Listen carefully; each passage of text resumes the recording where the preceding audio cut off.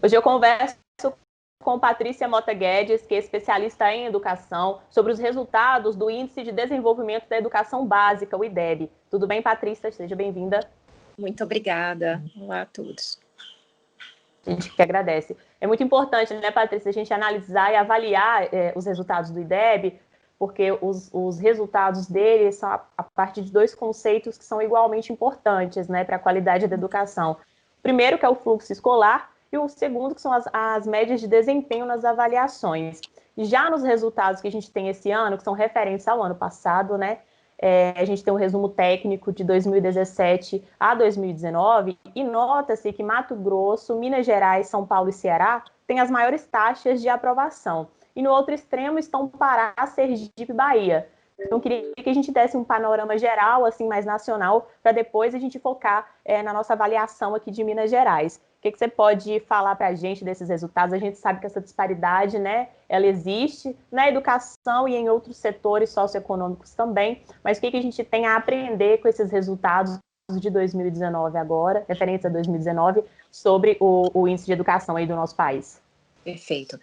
Sem dúvida, nós já conseguimos observar algumas disparidades bem significativas, não só em relação às taxas de aprovação, como você bem pontuou, mas também em relação às taxas de defasagem e idade série, que significam basicamente a porcentagem de alunos que já repetiram 2 anos ou mais. E a gente sabe que esse é um grande problema, a cultura de reprovação tende a penalizar o aluno e é um fator de risco para que ele depois perca a motivação e abandone. Então, está ligado ao abandono escolar. E aí a gente olha também uma grande disparidade, né? De um lado, estados como São Paulo, Minas e outros, com altas taxas de aprovação e, portanto, com mais baixas porcentagens de estudantes com defasagem em idade série, enquanto outros estados têm, por exemplo, nos anos iniciais do fundamental, chegam às vezes a 20% ou um pouco mais de 20%, né? E nos anos finais, de sexto a nono, já chegam a taxas de 40%. Quer dizer, 4 em cada 10 estudantes nos anos finais, em alguns estados, não é o caso de Minas e de outros, mas em alguns estados você já tem 4 em cada 10 que já repetiram 2 anos ou mais. Né? Então, sem dúvida, essa parte do fluxo escolar é um dado muito importante que está sendo apresentado no resultado do INEP para além, que compõe o IDEB, né? Para além das questões de desempenho que também são relevantes. Tá certo. E tem uma coisa que me chamou muito a atenção, um ponto aqui nesse resumo técnico, né? Tem uma meta aí para 2020 que é alcançar a média 6, que é um valor que corresponde assim, a sistemas educacionais de qualidade, né? Comparável a de países desenvolvidos, e que infelizmente a gente ainda aqui não alcançou. Alguns estados, como por exemplo Minas Gerais, já chegou nessa meta, já chegou não, já tem a projeção dessa meta também para 2021. Mas e o restante do país? Como alcançar, principalmente na educação pública, na educação municipal e estadual, como alcançar essa meta diante dessa situação que a gente vive hoje, né? Praticamente os estudantes eles ficaram aí 1 ano sem participar de aulas presenciais nas escolas. Então eu acho que com certeza isso é um fator que influencia muito nesse resultado para alcançar essa média final. Sim, sem dúvida. Eu acho que é importante, quando a gente vai olhar as metas para 2021, nós pensarmos em termos de anos iniciais, né, anos finais do fundamental e ensino médio. Por que eu digo isso? Porque há diferenças no comportamento dessas etapas, né? Enquanto país, nós conseguimos ter melhoras nos anos iniciais com uma relativa maior facilidade, velocidade necessária, muito mais do que comparado com os anos finais e ensino médio. Então, por exemplo, considerando todas as escolas públicas, quase 62% dos municípios conseguiram alcançar a sua meta proposta para 2019 nos anos iniciais, né? É claro que quando a gente vai olhar para os anos finais, essa porcentagem ela cai significativamente.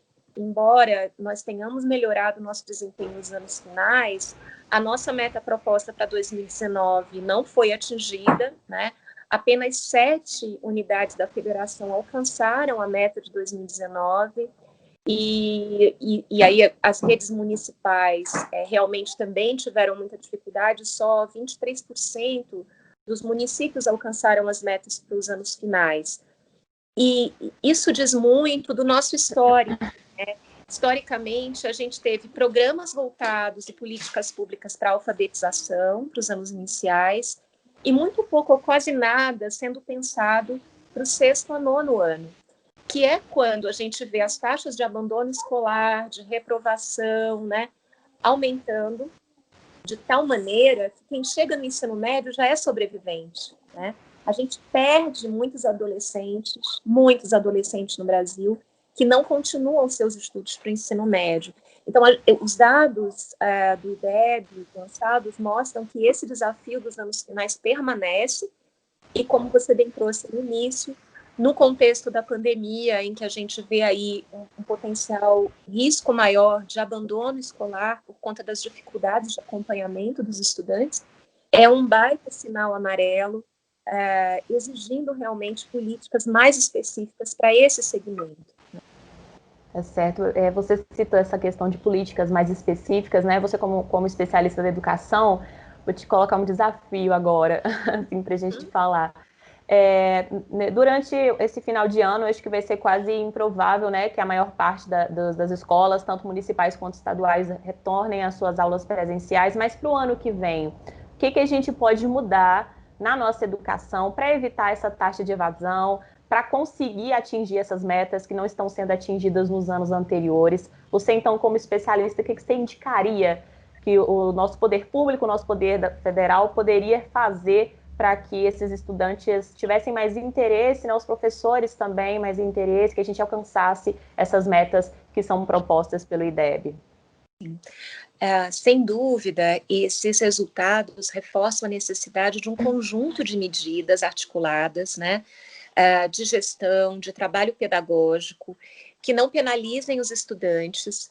Portanto, a gente tem aí um desafio grande de, na retomada, né, na eventual reabertura das escolas, claro, garantindo segurança de saúde para os profissionais, para os estudantes e famílias, quando for possível, vai ser muito importante se entender, primeiro, que os estudantes não tiveram a mesma experiência na pandemia, tá?